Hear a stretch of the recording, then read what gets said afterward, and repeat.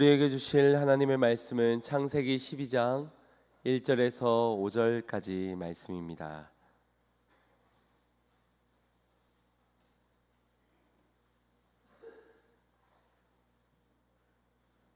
창세기 12장 1절에서 5절까지 말씀입니다.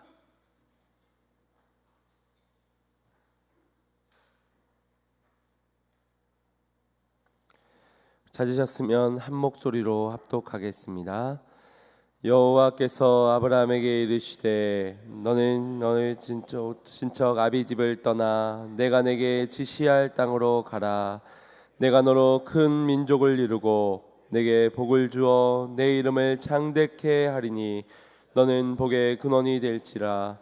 너를 축복하는 자에게는 내가 복을 내리고 너를 저주하는 자에게는 내가 저주하리니 땅의 모든 족속이 너를 인하여 복을 얻을 것이니라 하신지라. 이에 아브라함이 여호와의 말씀을 쫓아갔고 롯도 그와 함께 갔으며 아브라함이 하란을 떠날 때에 그 나이 75세였더라. 아브라함이 그 아내 사레와 조카 롯과 하란에서 모은 모든 소유와 얻은 사람들을 이끌고 가나안 땅으로 가려고 떠나서 마침내 가나안 땅에 들어갔더라. 아멘. 할렐루야. 오늘도 하나님의 크신 은혜가 있기를 간절히 소망합니다. 하나님께서 여러분을 부르심을 믿으십니까? 아멘. 그러면 우리 좌우 옆을 보고 이렇게 인사합시다. 그럼 꼭 하나님 만나고 돌아가세요.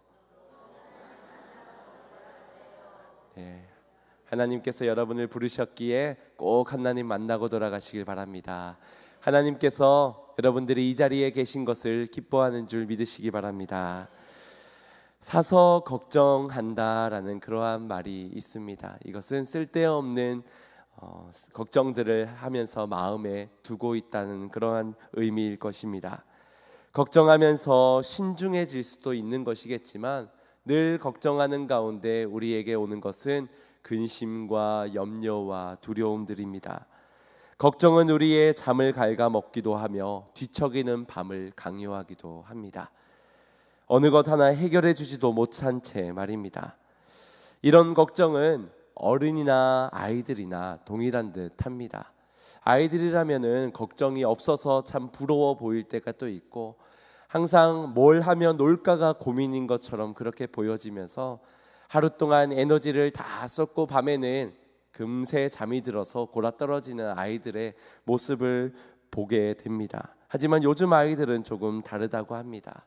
항상 이 정적인 이런 활동들을 하다 보니 밤에 도무지 잠이 오지가 않아서인지 아니면 그렇게 근심되는 일이 많고 걱정된 일이 많은지 좀처럼 잠을 청하지 못합니다.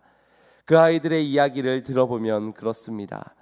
SNS에 자신의 글에 어떤 댓글이 달릴까, 친구들이 나를 뭐라고 평가해 줄까, 그것이 고민이고, 또 게임의 아이템들을 얻어야 되는데 이 게임을 혹시나 다른 사람이 주워가지는 않을까, 내 것을 누가 뺏어가지는 않을까, 그런 근심들을 한다고 합니다. 또 연애 걱정, 공부 걱정, 내일 일 걱정, 먹고 살 걱정, 여러 가지 걱정들을 우리 아이들도 하면서 잠을 못 이룬다는 것입니다.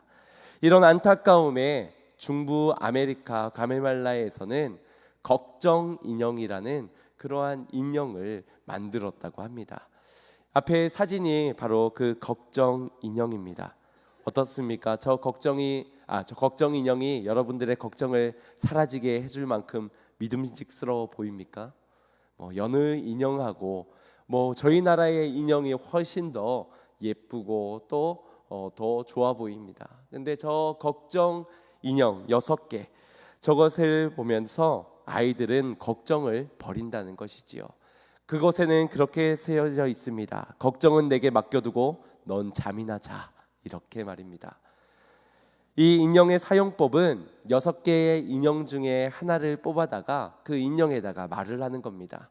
내가 이런 걱정이 있어서 지금 잠을 못 이루겠어 하면서 이 걱정 인형에게 걱정을 다 이야기한 후 이 걱정 인형을 베개 머리 밑에다가 두게 됩니다. 그리고 잠을 청하게 되면은 부모님이 몰래 와서 그 인형을 가지고 가고 그 아이에게 말하길, 이거 봐, 걱정 인형이 너의 걱정을 가지고 사라져 버렸어 라고 위안을 준다고 합니다. 어느 때까지 이 속임수가 먹혀질지는 모르겠지만 이 아이는 금세 그 인형을 없는 것을 확인하고서는 기쁘고 즐거우게 또 하루를 시작한다고 합니다. 이런 아이의 모습을 보면서 참으로 우리가 사서 걱정하는 별일 아닌 것들을 걱정하기도 하지만 참 별일 아닌 것으로도 이 걱정을 떨칠 수도 있구나라는 생각도 해보게 됩니다. 다른 사람의 말 한마디로도 걱정이 사라지기도 하고, 아니면 더 큰 문제가 있으면서 이 걱정을 나중으로 미뤄두기도 하고, 또 내가 너무 바쁜 나머지 그 걱정할 시간조차도 없어서 걱정을 잊어버리기도 할 만큼 우리의 걱정은 참으로 사치스러운 것 같습니다. 여러분들은 어떻습니까? 걱정을 하는데 이 아이들이 이 6개의 인형이 필요한 이유가 무엇이겠습니까? 하나가 사라졌는데 내일 다시 오면은 어제의 걱정까지 다시 생기겠지요. 그런데 월요일 날 사라진 그 인형을 일주일 뒤에나 만날 수 있다는 것입니다. 그러니 아이들의 생각에서는 그 인형이 그 인형인지 모른 채 그냥 잊어버리게 되고, 다시금 월요일 날 했던 다음 주에 또 월요일에 그 인형을 만나서 똑같은 걱정을 이야기한다는 것이지요. 여러분들은 혹시 이 인형을 구매할 분들이 계십니까?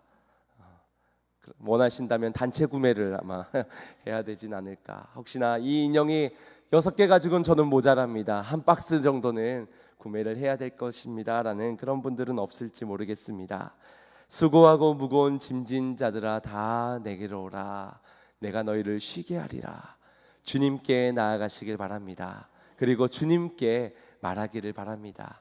한낱 듣지 못하고 말해줄 수 없는 그 인형에게 말하지 마시고 들어주시고, 그리고 가장 좋은 것으로 해결해 주실 주님께 기도하며 맡기는 인생들이 되시기를 간절히 소망합니다. 주님께 다 맡기는 그러한 삶이 곧 신앙인다운 삶의 모양일 줄 믿습니다. 신앙생활은 바라봄의 생활입니다. 내가 무엇을 바라보고 사는지, 내가 무엇을 듣고 사는지가 곧 우리의 인생의 삶을 결정짓는 것입니다. 곧 신앙인다운 삶의 우리가 무엇을 보고 살아가는가, 그리고 무엇을 듣고 살아가는가에 따라서 우리의 삶이 신앙인다운가 아니면 세상 사람들과 동일한가가 결정되어진다는 것입니다. 여러분은 한 주간을 돌아볼 때 가장 많이 보았던 것이 혹시 무엇입니까? 저는 한 주간 계속적으로 신방을 하면서 이 성경책을 가장 많이 보았던 것 같고, 또 우리 교회패, 문에 붙이는 교회패를 또 많이 보았던 것 같습니다. 그러면서 이번 주에 한 집에 갔더니 저희 양문교회의 역사를 그 문에서 볼 수가 있더라고요. 사진을 제가 찍어놨는데 총 4개의 문패가 다 붙여 있는 거예요.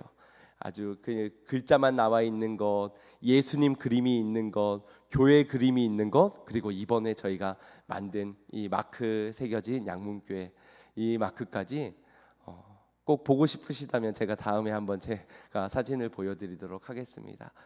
그만큼 그 문을 봐도 이 양문교회의 역사를 볼 수 있을 정도로 그런 집을 방문해서 신방도 하게 되었는데, 아마 제가 가장 많이 본 것이 무엇인가 생각해 보니 우리 신방 대원인 박종옥 권사님, 그리고 김미성 권사님, 우리 여선교 임원분들, 이런 분들이 가장 많이, 거의 매일마다 몇 시간씩을 하루 종일 같이 다니다 보니까 이제 남은 2주가 남았는데 끝나고 나면 이거 섭섭하고 아쉽고 보고 싶으면 어떡하나 벌써 그런 허전한 마음이 들 정도입니다. 또 하루도 빠짐없이 보게 된 것이 있습니다. 그건 딸기입니다. 요즘 제철 과일이 딸기인데 집집마다 가는 곳마다 딸기들을 이렇게, 제가 그냥 말 한마디요, 사랑합니다 말 한마디면 되고 물 한 잔이면 된다는데 꼭 이렇게 정성껏 준비를 해 주시더라고요. 그래서 첫 집에도 딸기, 둘째 집에도 딸기, 셋째 집에도 점심 먹고 나서도 딸기, 후식으로도 딸기, 디저트로도 딸기, 이렇게 딸기로 참 많이 배불렀는데, 참 한편으로는 이게 다행이 아닌가라는 생각이 드는 게, 만약 이 여름에 이 신방을 했다면은 딸기가 아니라 크나큰 수박이 이거 수박이 굉장히 배가 부르잖아요. 그것도 안 먹고 돌아가면 얼마나 또 죄송스럽고 미안한지 우리 신방대원들이 어쩔 줄 몰라서 억지로 막 넣고 그렇게 이동을 하는데, 여름에는 신방하지 않는 걸로 그렇게 해야 될 것 같습니다. 농담이고, 우리가 하루도 빠짐없이 보고 있는 것이 과연 무엇일까? 부부가 닮는다라는 것이 그런 의미가 아닌가 생각해 봅니다. 그만큼 오랜 시간을 서로가 마주보며 살기 때문에 이상한 모습, 그런 모습들을 다 보면서 우리가 서로를 보면서 배우게 되고 닮게 되는 것. 자녀가 부모를 따라하고 부부가 서로 닮듯이 우리가 무엇을 보고 살아가는지가 결국 우리의 인생을 결정짓는 것일 것입니다. 여러분은 한 주간 어떤 것을 주로 보고 사셨습니까? 대부분의 사람들은 스마트폰을 가장 많이 본다고 합니다. 평균 성인이 하루에 스마트폰을 들여다보는 횟수가 총 150회에서 200회 정도가 된다고 합니다. 볼 일이 있어서 보기도 하지만 그냥 무의식적으로 보는 경우들이 더 많다라는 것이지요. 그리고 그 시간을 통계조사에 의하면은 성인 사람이 하루에 1시간 30분 정도의 스마트폰을 사용한다고 하고, 그리고 심각한 것은 우리 청소년 아이들은 4시간에서 5시간 정도의 스마트폰을 사용한다고 합니다. 2시간 이상을 사용하면 중독이라고 하는데, 우리 아이들이 지금 저렇게 많은 곳에서 시선을 스마트폰에 빼앗기고 있다는 것입니다. 그 스마트폰으로 다른 사람들의 소식을 보기도 하고 내 소식을 알려주기도 합니다. 게임을 하기도 하고 드라마를 보기도 하고 정보를 얻기도 하고 또 여러 가지 실소가 편리한 그러한 은행 업무들이나 일들을 처리하기도 합니다. 그러나 또 한편에선 그 스마트폰 때문에 또 다른 없어도 될 일을 만들기도 하는 듯합니다. 길을 걸어도 스마트폰, 버스나 지하철을 타도 모두가 스마트폰을 보며 심지어 운전을 하면서도 스마트폰을 보고 있습니다. 거의 스마트폰에 고정되어진 시선의 사람들이라고 해도 과언이 아닙니다. 이 외에도 만약 질병 때문에 건강에 모든 시선이 맞추어졌을 수도 있고, 돈 걱정 때문에 모든 시선들이 일터에서 돈을 어떻게 하면 벌 수 있을까, 돈을 어떻게 하면 모을 수 있을까를 바라보실 수도 있을 것입니다. 우리의 시선이 어디를 바라보냐에 따라 그곳에서의 소리를 듣게 되어 있습니다. 몸은 여기 와 있어도 우리의 관심이 저쪽이라면 그쪽의 귀가 이만큼 열려서 돈 얘기만 나오면은 그쪽에 모르는 사람에게 가도 거 뭔데 그러시오 하면서 우리는 정보를 얻으려고 합니다. 관심사가 여러분은 어디에 있으십니까? 우리가 세상에 관심을 두고 산다면 세상의 시선을 향할 것이고 세상의 소리에 귀를 기울이게 될 것입니다. 신앙인다운 삶, 그리스도인다운 삶, 과연 세상에 관심을 두고 살아가는 우리에게 그러한 삶을 살아갈 수 있을까요? 주님께 관심을 두지 않은 채 세상에서 오랜 시간을 한 주간을 보내면서 한 주간 동안 그곳에 시선을 빼앗기고 우리의 모든 귀를 빼앗겼는데, 일주일에 단 한 시간 교회에 나와서 주님을 바라보려고 찾은들, 주님께 들어보려고 들은들, 과연 우리는 주님을 보고 주님을 음성을 들을 수 있을까요? 어찌 우리의 마음을 다른 곳에 두고 주님을 보려 하십니까? 어찌 다른 곳에 관심을 살을 두고 있으면서 주님의 음성을 듣고자 하십니까? 우리가 자녀들을 믿음으로 양육하는 게 그래서 어려운 것 같습니다. 우리 장년들은 그래도 수요 예배, 금요 철야, 또 새벽 기도회, 또 여러 가지의 지난 오랜 세월 동안의 신앙의 경력이 우리로 하여금 그래도 자꾸 주님을 바라볼 수 있도록 우리를 그래도 붙잡게 하는데, 우리의 자녀들은 그렇지 않지 않습니까? 일주일에 단 한 번 1시간 지금 밑에서 예배를 드리고 있습니다. 그런 아이가 믿음으로 잘 자라나길 원한다는 것은 어찌 보면은 부모의 욕심일 수도 있다라는 생각이 듭니다. 정작 세상에서 열심히 공부하고 돈 많이 벌고 좋은 직장에 가서 성공하는 것을 우리가 계속적으로 요구하면서 그렇게 볼 수밖에 없는 환경들과 그곳에서 들을 수밖에 없는 우리의 강요를 하고 있으면서 정작 믿음도 소유했으면 좋겠다, 하나님을 향한 시선과 귀가 열려 있었으면 좋겠다. 유리의 욕심일 수도 있다라는 생각입니다. 아마 예배를 지금 시작하고 나서도 여러분들 중에는 스마트폰을 몇 번이나 들여다본 분들이 계실 수도 있습니다. 또 지난 한 주간의 내 마음의 걱정거리를 떠올려 본 분도 계실 수 있을 것이고, 어젯밤에 보았던 그 드라마의 남자 주인공이 눈앞에 아른거리며 내 시선을 빼앗을 수도, 마음을 빼앗아갈 수도 있었을 것 같습니다. 우리가 친구들이 뭐라 하나, 세상이 뭐라 하나, 무슨 대박난 소식이 없나, 이 한 시간에도 수많은 소리가 우리에게 들려오고 있는데 어찌 우리가 주님의 소리를 들을 수 있겠습니까? 믿음의 백성들이 주님을 바라보고 주님의 말씀을 들어야 근심도 걱정도 두려움도 사라지게 될 터인데, 바라보지 못하니, 이 한 시간도 주님 앞에 나아왔지만 바라보지 못하고 듣지 못하고 돌아가니 우리는 또 근심하며 하루를 시작하게 될 것입니다. 예배를 드리시기를 소망합니다. 하나님을 만나시기를 소망합니다. 주의 음성 듣고 돌아가시기를 바랍니다. 한 주간 빼앗겼던 우리의 시선을 주님께 맞춰야 하지 않겠습니까? 그리고 결단하면서 주의 음성을 듣고 내가 삶을 변화시켜 나아가겠다고, 나의 삶의 자리에서, 직장에서도 가정에서도 나의 모든 시간 속에 주님을 향한 시선으로, 주님을 향한 귀를 기울이며 살아가겠노라고 결단해야 하지 않겠습니까? 오늘 그 주님을 보기를 원하십니까? 듣기를 원하십니까? 그러면 오늘 주님을 만나시기를 바랍니다. 아브라함의 인생을 보면 주님이 먼저 그의 인생을 찾아가 주셨고, 그 찾은 만남 속에서 주님이 말씀해 주셨습니다. 하나님의 선택으로 인해서 아브라함과 하나님과의 사이의 교제가 시작되게 된 것입니다. 이게 어떤 것을 의미하는 것입니까? 우리에게 필요한 것은, 우리에게 중요한 것은 중요한 자격, 어떠한 자격이나 어떠한 위치, 어떤 것을 얻는 것이 중요한 것이 아니라 그저 주님의 선택을 받는 것에서, 나를 만나주시는 거기에서부터 시작되는 것이기에 주님의 은혜가 더 먼저임을 믿으시기 바랍니다. 오늘 주님이 나를 찾아와 주셔야 한다는 것이지요.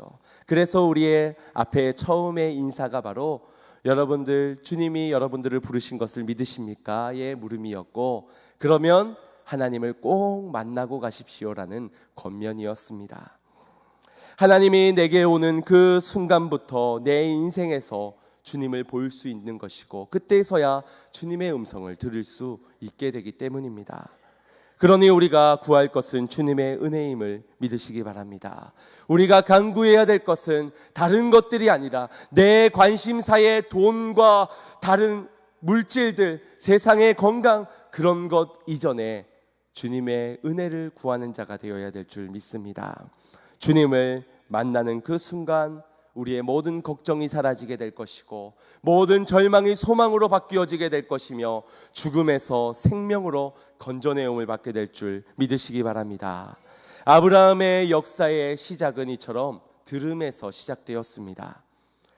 오늘 읽은 본문 말씀 12장 1절 말씀, 너의 고향과 친척과 아비집을 떠나라라는 이 말씀, 이것을 통하여서, 이 말씀을 통하여서 이것을 듣게 된 아브라함은 거기서부터 인생의 목적도, 그리고 인생의 사명도, 그리고 인생길을 걸어갈 수 있는 힘과 도움, 권능, 능력까지도 얻게 되었습니다. 주님의 음성을 들으면 우리의 인생길에 마주하게 되는 문제들은 더 이상 걱정하지 않으셔도 됩니다. 감당할 힘을 주시는 분이시기 때문입니다. 주님의 음성은 고향을 버리고 부효자가 되라는 말이 아니었습니다. 하나님의 새로운 길을 걸어가는 데 있어서 너의 죄의 환경들, 옛 구습들을 벗어던지고 뒤로 하고 걸어가라는 그러한 요청이었습니다. 우리는 때로는 의리 때문에, 정 때문에, 내 익숙했던 삶의 자리 때문에, 인간관계들 때문에 이 자리를 떨쳐서 새로운 곳을 가는데 주저하고 망설이고 있는지도 모릅니다. 아니, 그 이전에 주님의 음성을 들을 준비가 우리에게 되어 있지 못한 것일 것입니다. 그러니 그것에 마음에 빼앗겨 있고 들을 준비가 되어 있지 못하니 들어도 움직이지 못하는, 들어도 일어서지 못하는, 들어도 첫걸음을 내딛지 못하는 우리의 인생일 수 있다는 것입니다. 스마트폰을 하고 있는 자녀들과 여러분 대화할 수 있으십니까? 그거면 아주 그 아이는 대단한 능력을 가지고 있든지 아니면 아직까지 여러분들이 무서움의 대상이든지 둘 중에 하나일 겁니다. 대부분의 아이들은 스마트폰을 하면은 그곳에 집중하여서 옆에서 이야기를 해도 말을 듣지 못합니다. 야, 누구야? 그러면 한 두 번, 세 번 부르면 네 하고 부릅니다. 그거 어디다 뒀어? 하면은 네 하고 다시 대답합니다.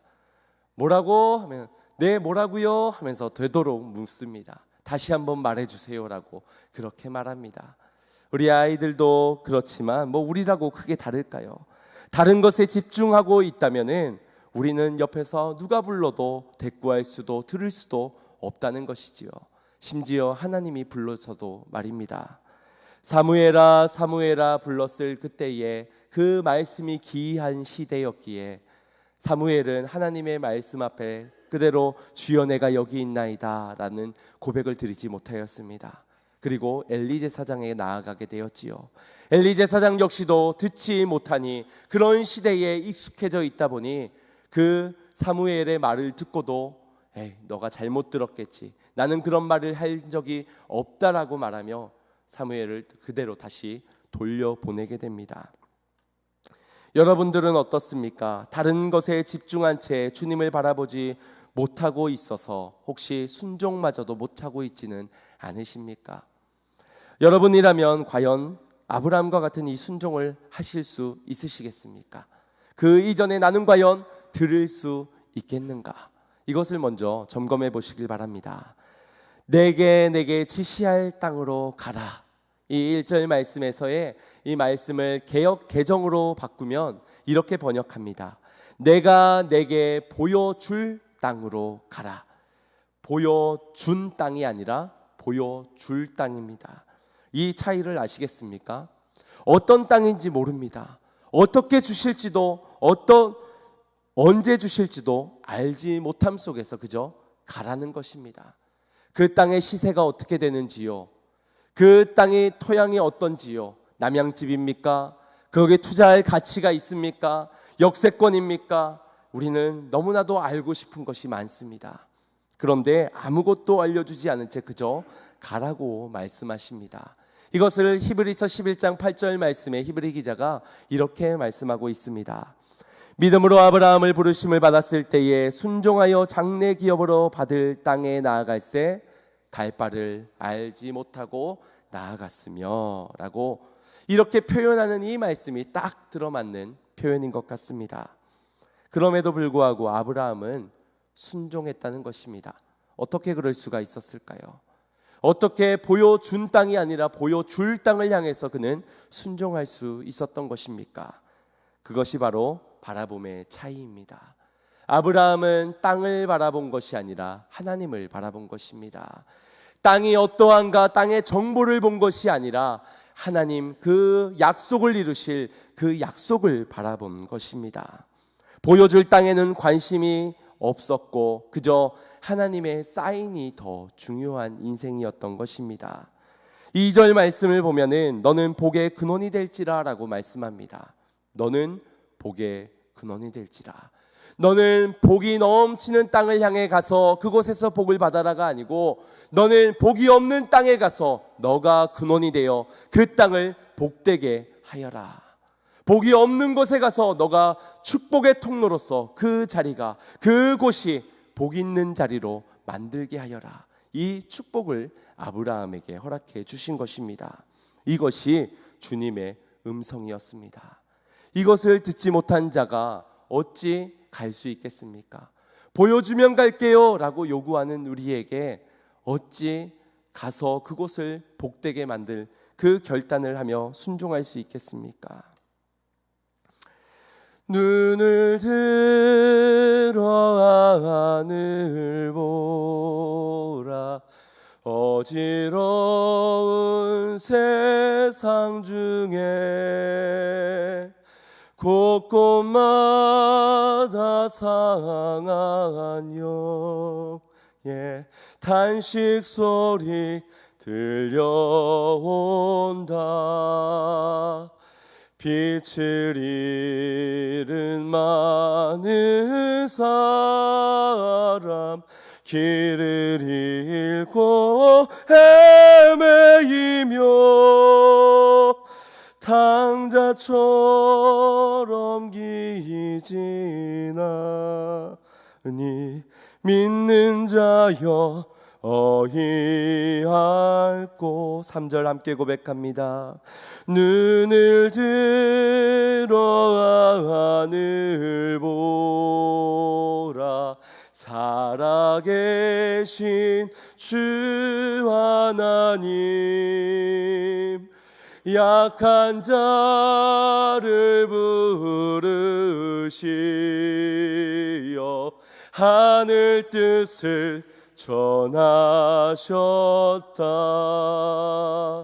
생명수는 홀로 예수, 처음이요 나중이라. 주님 너를 부르신다. 믿는 자여 어이할꼬. 아멘. 주님께서 부르십니다. 믿는 여러분들 어찌 하시겠습니까? 세상의 탕자들은 세상을 향해 나아가는 속에서 그곳을 바라보고 그곳에 귀를 기울이고 살아가는데, 믿는 여러분들은 동일하게 사시겠습니까? 아니면 살아계신 주님을 바라보시며 약속을 바라보시겠습니까? 부동산 시세가 어떻게 되는지 어찌 그렇게 잘들 알고 계십니까? 어느 지역에 투자해야 되는 것에 대해 어찌 그리도 귀가 밝으신 것입니까? 저도 좀 알려주시길 바랍니다.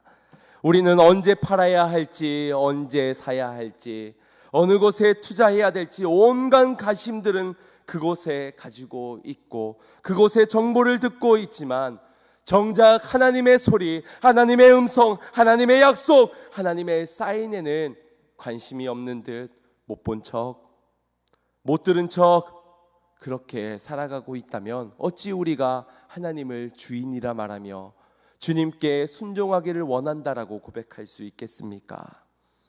우리는 하나님께 요구할지도 모릅니다. 하나님 순종하겠습니다. 그러니 그 땅을 보여주십시오. 물론 이런 기도는 드릴 수 있는 기도입니다. 보길 원하는 것은 우리가 구할 수 있는 제목입니다. 그러나 우리가 멈춰 있다면, 가라 하셨는데 보여줄 때까지 안 가요 하고 이 자리에서 두 발이 꽁꽁 묶여서 멈춰만 있다면, 아니면 니느웨이로 가라 했는데 아니요 나는 다시스로 갈래요 하면서 다른 곳을 향하고 있다면 어찌 우리가 순종의 사람이라고 말할 수 있겠습니까? 일일이 다 안다고 좋은 것일까요? 여러분들 비행기가 어떻게 하늘을 뜨시는지 그 원리를 아십니까? 혹시 그 부품에는 어떤 부품들이 혹시 중국산이 있는 것은 아닌지, 혹시 국산만 있는 것은 아닌지, 아니면 뭐 제품에 하자가 있는 것은 아닌지 혹시 다 알고 그 비행기들을 타십니까? 아니요. 그런 분들은 아마 없을 것입니다. 그럼에도 어찌 여러분들의 생명을 그 조종사에게, 그 비행기에게 맡기실 수 있으십니까? 알지 못하지만, 모르지만 믿고 타는 것 아니겠습니까? 우리를 무시해서가 아닙니다. 하나님이 너네는 그냥 몰라도 돼, 그냥 까불고 있어, 그냥 따라, 내 말대로 그냥 가, 이렇게 우리 오랜 부모님들의 그런 말들처럼 말이 많아, 그냥 하라면 하는 거지. 하나님의 그런 마음에서 우리를 무시하셔서 그렇게 보여준 땅이 아니라 보여줄 땅으로 가라라고 명령하시는 것이 아닙니다. 사랑하기 때문에 주님은 설명이 아닌 약속을 주시는 것입니다. 우리가 설명을 요구하는 것이 아니라 약속을 바라봐야 될 줄 믿습니다. 무엇을 보기를 원하십니까? 무엇을 봐야 순종하겠다라고 말씀하고 계십니까? 주님을 보는 인생이 되시길 바랍니다. 약속을 바라보는 인생들이 되시길 바랍니다. 오늘 아브라함을 바라보았던 아브라함의 모습을 보면서 우리 세 가지로 함께 도전을 받고자 합니다. 먼저 첫 번째는 보지 못해도 본 것처럼 즉각적인 순종을 하자라는 것입니다. 하나님께서 주실 축복은 세상의 축복과는 비교할 수가 없습니다. 하지만 보지 못하니 가기가 망설여지는 것, 우리 모두는 이해를 합니다. 왜냐하면 우리 모두가 보여진 땅을 가고 싶어 하지 보여지지 않은 땅을 가기에는 여전히 우리의 마음은 두렵기 때문입니다. 창세기 11장 말씀을 들여다보면 그곳에는 바벨탑 사건이 기록되어져 있습니다. 그 사람들이 그 바벨탑을 쌓아 올리면서 한 소리는 우리가 하늘에 닿는 탑을 쌓자라고 그렇게 말하였습니다. 노아의 시대에 40주야로 비가 내리면서 온 지면이 쓰러지며 모두가 죽음을 당하게 되었습니다. 그 심판을 목격한 노아의 자녀들이 자신들의 자녀들에게 뭐라고 말해줬겠습니까? 하나님 앞에 까불었다간 죽는다. 조심해야 돼. 하나님 무서운 분이시여. 경외해야 돼. 그분의 말씀에는 무조건 순종해야 돼. 이런 말들을 자녀들에게 또 그 손들에게 일러주면서 오늘 창세기 11장에 이르러서는 사람들이 이제 자기 스스로를 구원해 내야 되는 방책을 만들어내야 되겠다라는 생각이 들었던 것입니다. 그래서 우리가 탑을 높게 쌓아서 올라간다면 아무리 비가 많이 내려도 우리가 심판받지 않을 수 있지 않을까? 자기 스스로 구원을 얻기 위하여서 탑을 쌓아 올렸을 것이고, 또 한 가지는 갈 바를 알지 못하여 우리가 보지 못한 땅을 가는 것이 아니라 이제는 우리가 높은 곳에 올라가서 보여지는 땅을 가자. 우리가 가보고 나서 아차차 오늘 실수했구나, 여기는 물이 없구나, 여기는 살만한 곳이 아니구나가 아니라 높이 올라가서 먼 곳까지 바라보고서는 우리가 확인하고 가자. 아마 그런 마음들이 그 당시의 사람들에게 있었을 듯 합니다. 스스로 구원을, 스스로 축복을 얻겠다는 것이죠. 이것이 우리 인간들의 마음입니다. 인간들이 죄를 가지고 있는 모습에서 보면은 가자, 확인되어지면 가자, 그때 순종하자. 이것이 우리들의 모습이라는 겁니다. 그러나 축복은 인간 스스로 쌓아 올리는 것이 아닙니다. 우리 스스로 얻을 수 있는 것도 인생의 성공, 우리의 노력으로 이룰 수 있는 듯 보이지만 우리가 이룬 그 성공, 시간이 조금 지나면 그것이 얼마나 헛되고 허망한 것인지 빼앗기게 될 것이고 사라지게 될 것이며 영원한 것이 없음을 그제서야 알게 될 것입니다. 보면 순종하겠다 말하지만 보고 순종하는 것은 순종이 아니라는 것입니다.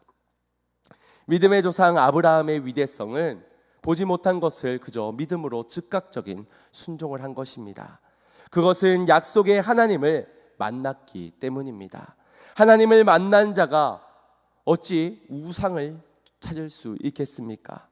하나님을 제대로 경험한 인생에서 어찌 하나님의 말씀에 불순종할 수 있겠습니까?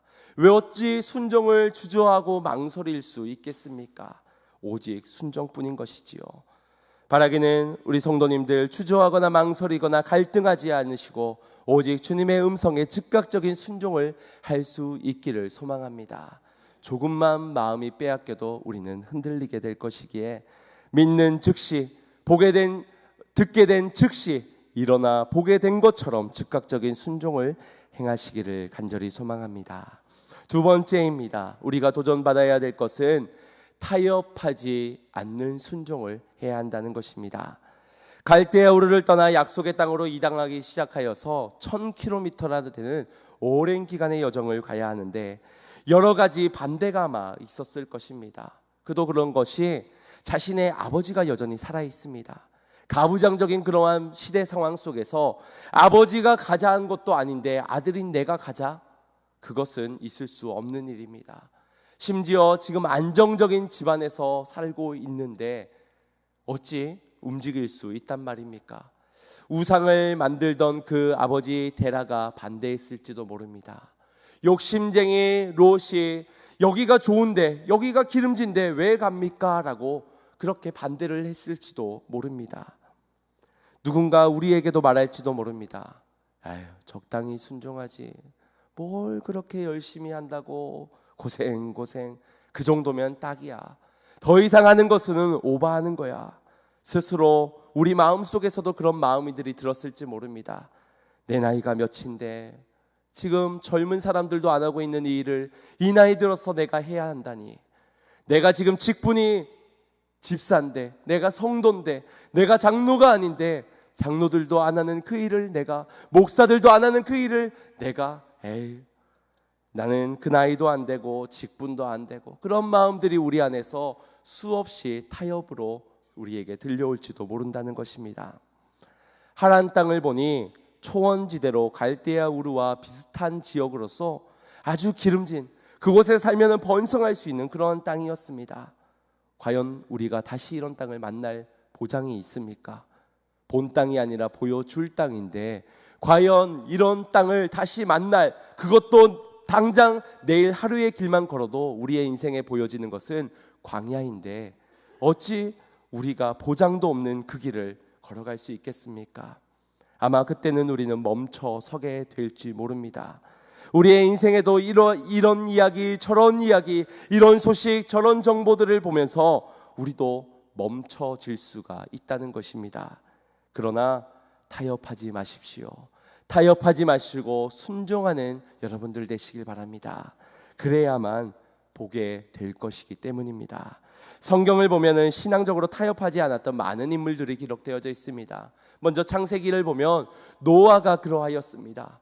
사람들이 다 손가락질하고 그를 바보라고 놀렸습니다. 그러나 그는 100년이 넘는 세월 동안 산 위에서 방주를 지었습니다. 결국엔 그 순종이, 다른 사람들은 다 지면에 쓰러질 때에 그와 그의 가족들은 구원함을 얻을 수 있었습니다. 또 모세는 어떻습니까? 모세도 애굽의 바로왕 앞에 가서 이스라엘 백성들을 출애굽시켜 하나님을 예배할 수 있는 곳으로 가게 해달라고 요청을 하였을 때 바로가 이야기합니다. 여기에 땅을 예배할 수 있는 곳을 줄 터이니 그곳에서 하나님을 예배하고 나를 예배하여라. 너무나도 달콤한 소리 아닙니까? 더 이상 무서운 바로왕 앞에 나아가지 않아도 됩니다. 싸우지 않아도 됩니다. 다투지 않아도 됩니다. 죽음의 위협 순간에 놓여지지 않아도 됩니다. 그런 우리는 아마 타협할 것입니다. 그래, 예배하는 게 중요하지 뭐, 그 땅 가는 게 중요한가? 아마 우리는 타협했을지도 모르나 모세는 아니었습니다. 타협하지 않고 순종하였습니다. 또한 다니엘의 삶을 들여다볼 때도 그는 하나님을 경외하지 말라는 왕의 요청 앞에서 예루살렘 성전을 향해 창문을 열고 그곳에 하루에 3번 기도하기를 쉬지 않았습니다. 결국 이 믿음의 세 사람의 인생을 들여다볼 때 그들은 말씀을 들었고 하나님을 바라보며 순종할 수 있었습니다. 타협하지 않고 순종하게 되었다는 것입니다.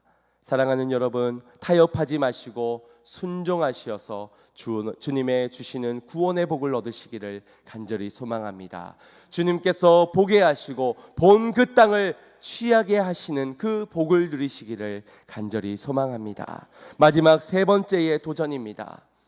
끝까지 견디는 순종을 하자는 것입니다. 가나안 땅에 도착했는데 기근이 닥쳤습니다. 아브라함 마음이 어땠을까요? 나만 믿고 따라와, 가자 했는데 갔는데 이게 뭐야? 결국 이 기근을 위해서 우리를 이 힘든 여정을 가자 한 거야? 그 좋은 땅을 뒤로하고 여기에 온 거야?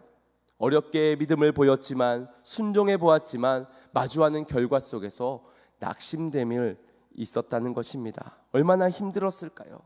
한 가정의 가장으로서 얼마나 죄책감에 시달리며 한 공동체의 리더로서 얼마나 부끄럽고 창피하고 얼굴을 들 수 없었을 것입니다.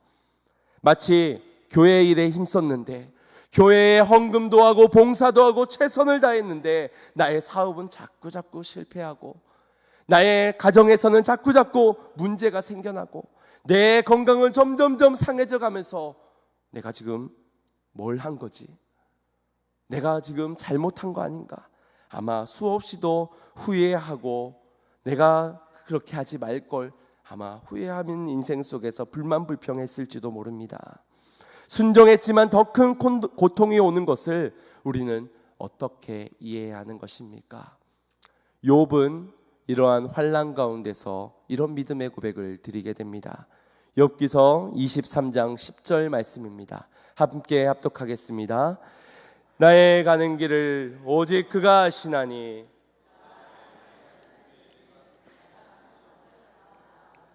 아멘. 축복을 담을 만한 그릇으로 하나님께서 나로 점금과 같이 나오게 만드는 그 과정이 그 땅에서의 기근이었습니다.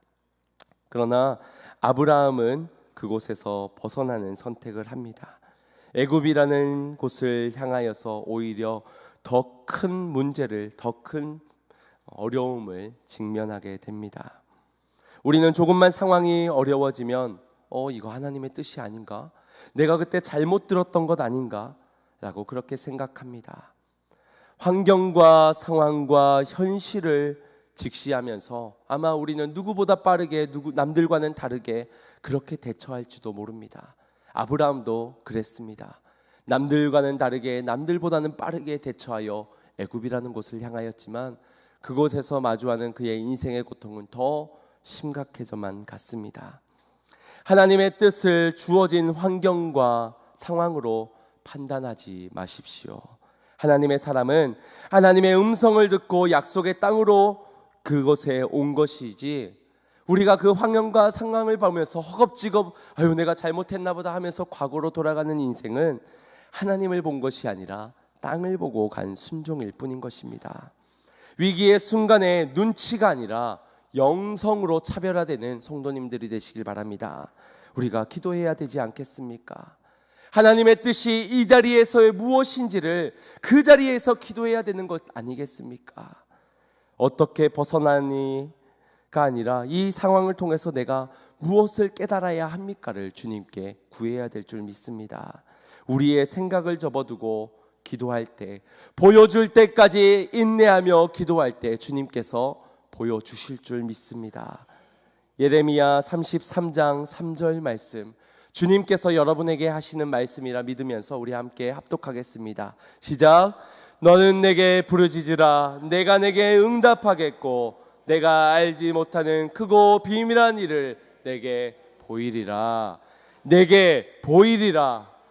믿는 자에게 보이리라. 기도하는 자에게 보일 것입니다. 믿으시기 바랍니다. 말씀을 맺겠습니다. 여러분들은 하나님을 보실 수 있으십니까? 지금 이 시간 하나님을 보실 수 있으십니까? 멀리 갈 필요도 없습니다. 지금 한 시간이 예배 가운데 여러분은 하나님을 만나 하나님을 보고 하나님의 음성을 들을 수 있으셨습니까? 나의 삶의 피곤한 육체, 삶의 문제들, 내일의 두려움과 근심과 걱정 때문에 혹시 걱정의 인형을 찾고 있고 사람의 소리에 귀를 기울이고 있고 세상의 정보에 모든 관심을 두고 있는 채 이 시간 하나님을 보지 못한 우리의 예배자의 모습은 아닌지요? 말씀해 주셨지만 사람의 소리인지 하나님의 소리인지 분별하지 못한 채 하나님의 음성을 듣지 못한 지금의 모습은 아닌지요? 가정에서는 어떻습니까? 남편의 모습에서 하나님을 볼 수 있으십니까? 아내와의 대화 속에서 하나님의 음성을 들을 수 있는지요? 여러분의 자녀와의 대화 속에서 믿음의 약속이 드러나며 그 약속을 발견해낼 수 있는 대화들을 하고 계십니까? 아니면 그저 기도만 하면서 우리 자녀들 믿음 생기게 해달라고, 우리 자녀들 믿음으로 자라나게 해달라고 그렇게 기도만 하고 계시지는 않으십니까? 기도하는 가운데 멈춰 서 있다면, 기도하는 가운데 뒤를 향하고 있다면 우리는 순종하고 있는 것이 아닙니다. 무엇을 바라보시겠습니까? 결단하시길 바랍니다. 주님, 내가 주님을 바라보겠습니다. 주님의 약속을 바라보겠습니다. 주님, 저 천국을 바라보겠습니다. 약속을 바라보아야 현실을 보지 않을 수가 있고 즉각적인 순종도 할 수 있는 것입니다. 두 번째, 주님을 바라보아야 사람을 바라보지 않고 타협하지 않는 순종을 할 수가 있습니다. 저 천국 하늘 소망을 바라보아야 우리가 환경과 상황을 보지 않고 끝까지 견디는 영원한 순종을 드릴 수가 있는 것입니다. 오늘 현실을 보았던 우리, 사람을 보았던 우리, 환경을 보았던 우리가 믿음의 눈을 들어 주를 보기를 원합니다. 약속을 보기를 원합니다. 저 천국을 보기를 원합니다. 그때에 순종을 드리는 주의 백성들에게 주의 복을 임하게 하실 줄 믿습니다. 보여주리라 약속하신 그것을 보여줄 줄 믿습니다. 그 복을 누리시는 우리 사랑하는 모든 양문의 성도님들 되시기를 주님의 이름으로 축원드립니다. 우리 같이 찬양하면서 결단하기를 원합니다. 내 시선을 빼앗겼었지만 오늘 이 시간 주님의 음성의 요청에 바라여 약속을 바라보며 주님을 바라보며 내가 결단하겠습니다. 주님을 바라보겠노라고, 주님을 바라보며 살아가겠노라고, 주님을 바라보면서 근심과 걱정을 뒤로하고 믿음으로 순종하며 걸어가겠노라고, 우리 같이 믿음으로 함께 찬양으로 고백하고 결단하며 기도하겠습니다.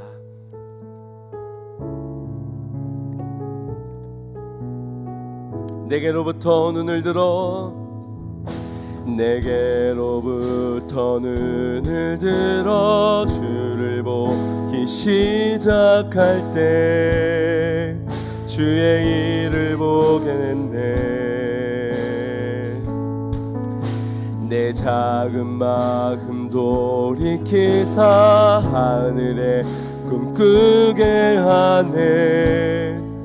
주님을 볼 때 모든 시선을 주님께 드리고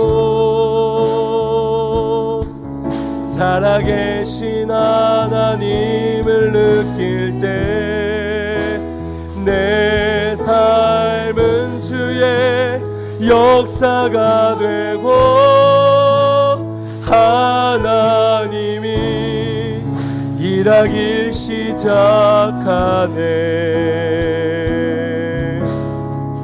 주님을 바라보겠노라고 함께 결단합시다. 주의 약속을 바라보겠노라고 주님께 결단하며 찬양합시다. 성령이 나를 변화시켜 모든 두려움 사라질 때, 성령이 나를 변화시켜 모든 두려움 사라질 때 주의 일을 보겠네. 황폐한 땅 한가운데서 주님 마음 알게 되리. 주님을 볼 모든 시선을